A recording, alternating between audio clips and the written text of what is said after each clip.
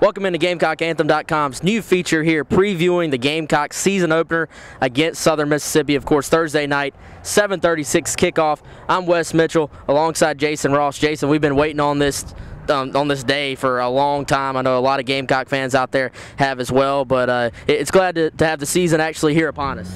You bet. Gamecock fans as well as the team have been looking to kind of avenge themselves since the Papa John's Bowl at the end of the season last year. It's been a major anthem with the players and coaches. They're ready to kick this season off and kind of put that bad taste out of their mouth and put everything behind them and start new this year. Yeah, speaking of putting stuff behind them, of course, no bigger storyline throughout this whole fall camp than the NCAA situation, the Whitney Hotel situation. Of course, right now when we're recording this, no official word has been handed down. While you're watching it, you may already know. You may know more than us right now, but of course we do expect some players to at least miss this game against Southern Miss. But really kind of in a situation where I think the team has got to just be excited, not just to start another football season, but specifically, they got to be excited that now they're going to be talking about football. This thing is soon going to be behind them, and really it's going to be a relief to just be out there playing a game that they enjoy, as opposed to worrying about the NCAA, compliance, fans, and all that other stuff. Absolutely. These guys, they were recruited to play football. They weren't recruited to come and talk about some investigation NCAA is trying to perform. They are as ready as anybody to get out there on the field tomorrow night and to do their thing. And, just talking with the players and the coaches, even Coach Spurrier was asked at his news conference the other day, are you just ready to play football, Coach? And, his answer was affirmative. Yeah, we're ready to, ready to just do our thing and put this behind us. And he even said, it hasn't been as big a distraction as people want to make it out to be, and they're ready to prove that it isn't. Of course, the other major storyline, one of the other major storylines, quarterback. It always is around here with Spurrier. If there's not one set guy, there rarely is one set guy with Spurrier. And, of course, Connor Shaw battling Stephen Garcia the entire camp. At this point, Stephen Garcia has won that battle, at least for now, almost not by default, but Spurrier did say, we're going to go with the older guy here. I think it speaks a lot. It speaks volumes about Connor Shaw that he can come in and challenge Stephen Garcia. But at the same time, I think Spurrier has tried to let everybody know as this thing is going on that they're not mad at Stephen. It's not that Stephen's had a terrible camp. I do think he's made strides, and really it's going to be important for Stephen Garcia. It's an important game for him that he comes out, has something good happen to him early, and can maybe just assert himself as being this team's leader and this team's quarterback early on. Right. I think a lot of people are worried about how hard Coach has been riding Garcia, but I think there's a positive in that. I don't think Coach should be pushing him as hard as he has been if he didn't really think Garcia had just, a really high ceiling to perform in the offense the way he wants him to.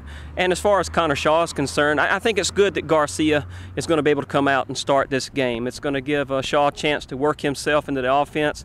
He's been doing great in scrimmages and in practices, but, when it comes down to it, that's not 80,000 fans in the stadium screaming, and that's another team across from you that's not your team, and they're ready to hit you. So it's going to give him a chance to come along slowly, get his feet wet, and coaches think he's going to do pretty good when he gets that chance. Right, another position battle that also involves a highly talented freshman, of course, Marcus Lattimore, the running back position battle. Kind of a surprise winner in my eyes, Brian Maddox given the start, but maybe it shouldn't be a surprise. I mean, a senior veteran guy, Coach Spurrier says that Brian is one of their leaders. He's a leader of this team, and he gives him the start. He's obviously got the experience. I think a pretty classy move on Coach Spurrier and the coaching staff's part. But at the same time, I think Brian, his role is going to be very, kind of a distinct role this year. And then I really think starting Thursday, we're going to see a whole lot of Kenny Miles, and then, of course, we're going to see the debut of number 21 in his garnet and black. We're going to see a lot of Marcus Lattimore, no question, I think, this season, Jason. Yeah, with Brian Maddox getting the call at running back to start tomorrow night, you hear the players talk about how Coach Spurrier is a player's coach, and I just think this is another example of that, giving Brian, who's a senior, a chance to come out and do his thing. I think another big thing with that is I think the coaches know that Brian is going to come out with an attitude that's going to, it's going to bring that hard-nosed, blue-collar work ethic to the field and get them started off on the right foot. Like you said, though, I don't think you're going to have to look too far into the game before you see Miles and number 21, Marcus Lattimore, get their chance to come on the field and show what they can do. It really is a blessing for the Gamecocks this year to have the multiple opportunities they have in the backfield and the things that they can do. Right. You mentioned a good point, Brian, kind of bringing a physicality to the game. One thing Spurrier said multiple times, literally, just in the last day or two, has been talking about how the Gamecocks have to play a physical game to beat this Southern Miss team, and maybe that does play into it. Brian's a guy that's been there before. He's also good in pass protection too, as kind of being the guy that helps out. Probably the best right now, I think. I think Marcus has a chance to be really good at that, but he's been there before. He's been through it, and I think, like we said, just a classy move on Coach Spurrier's part. And, it's going to be fun to watch these guys play, as you said. And that's not even mentioning a guy like Jarvis Giles, who at some point this season, which I'm not sure he's even going to play that much here Thursday, but coming off the injury. But, they've got such a deep, talented, and really just versatile group of guys there, as far as the running backs go. On the other side of the ball, defensively, kind of hit with some injuries. You never want to have that knockout blow where you lose a guy for the year. They haven't had that yet, but several nagging type things. None bigger than Shaq Wilson, weak side linebacker, will be missing the first game. And then you've got Antonio Allen, a starter, who basically tweaked something covering a punt in practice, and then Byron Gerardo with a rib injury. How do you see these injuries affecting that defense? Sure, you make a good point. You never want to, have a plethora of injuries on your team, especially when you're getting ready to start the year out. You think that's something that builds up throughout the year, not something you carry into the year. With Shaq Wilson, yes. Ellis Johnson really likes Shaq because he calls him his quarterback of the defense. He feels very comfortable with sending the plays in through Shaq and knowing that he's going to make the right call on the field. And along the defensive line, they do have players that can step in there and do a good job. You got several local kids, South Carolinians, in Kenny Davis along the defensive line, who has been here a couple of years now, has made strides in practice, and seems to be ready to put forth a pretty good effort this year and contribute along the defensive line. And then in the secondary, Demario Jeffrey,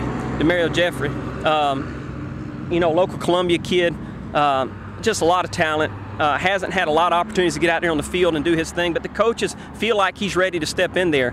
Would they prefer Shaq being in there? Obviously, but Demario should be ready to step in there and to do his thing. Right, and of course, one big thing we've talked about a little bit off video here, Jason, but DeAndre Brown, a guy for Southern Miss who he's probably the one household name on that entire Southern Miss team. I'm not dogging the rest of their players, but if Southern Miss is going to beat you, DeAndre Brown's going to have something to do with it. He is apparently a very driven player. We've heard the Alshon Jeffrey comparisons. I'm not sure that's quite a perfect comparison. They're a little bit different player. DeAndre, a skinnier, taller, version of Alshon. But regardless, DeAndre Brown, if Southern Miss is going to beat South Carolina here at Williams-Brice Stadium behind us, DeAndre Brown will have a big day. What do you think South Carolina is going to have to do just to at least slow this guy down?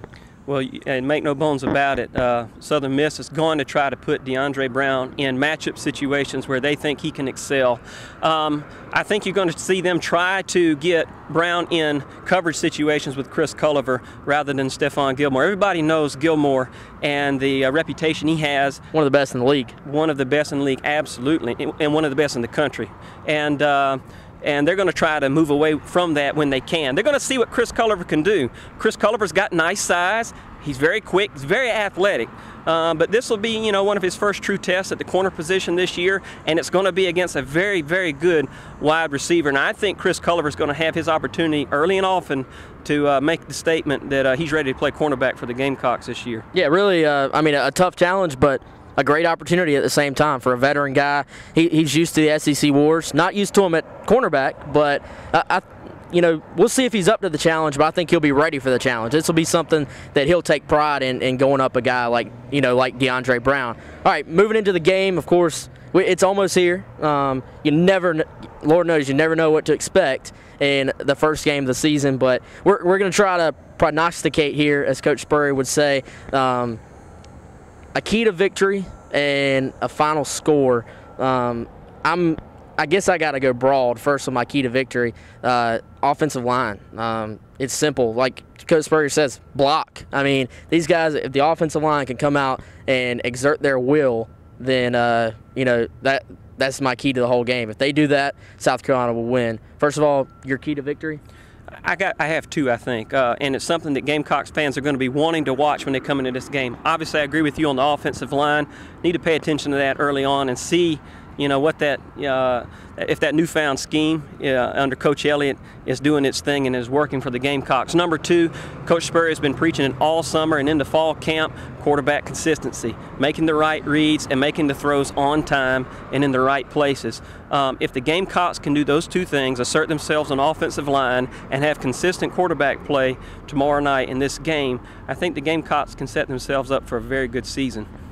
And finally, a prediction for both of us. South Carolina fans are going to like this score. I've got a feeling, you know, we talked about the injuries on defense. Southern Miss, you know, a very good offensive team by all indication from last year. Bring a lot of those guys back, except for, of course, the offensive line guys. I think the defense might give up a play here or there, big play here or there. You know, you're always going to have busted assignments, but I really expect, I know this goes against the grain from the first, you know, game of the season for many of these games under Spurrier. I think the offense is going to play well tomorrow, and I think it's not going to be a major blowout, but South Carolina 34, Southern Miss 17. That's a familiar score around here. I think they do it again, just like they did last time they were in Williams-Brice Stadium, 34-17. And I think South Carolina fans should be happy with that score. A score prediction from you. I'm going to go a little bit wider on the score prediction than you did, Wes. I think the Gamecocks are going to have a little bit more. They're going to be a little more effective on defense. I think that with Southern Miss bringing in 4 new offensive linemen into tomorrow night's game, that the defense is going to get to the quarterback early and often and mess up what Southern Miss really wants to do, and that is throw the football. And that's what they're going to have to do to be competitive or beat the Gamecocks. I don't think that's going to happen.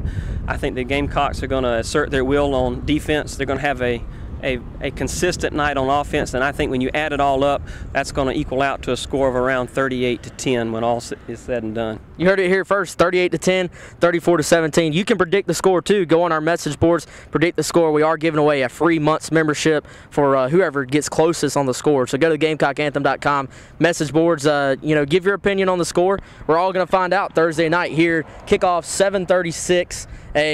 What should be a loud Williams-Brice Stadium. I don't think it's going to be a jam-packed Williams-Brice Stadium, but it will be a loud Williams-Brice Stadium. Gamecocks, Southern Miss, Golden Eagles. I'm Wes Mitchell. He's Jason Ross. Hope you've enjoyed this here preview, GamecockAnthem.com. First feature preview, first game of the year, Gamecocks, Southern Miss. Stay tuned to GamecockAnthem.com for all your South Carolina Gamecock coverage.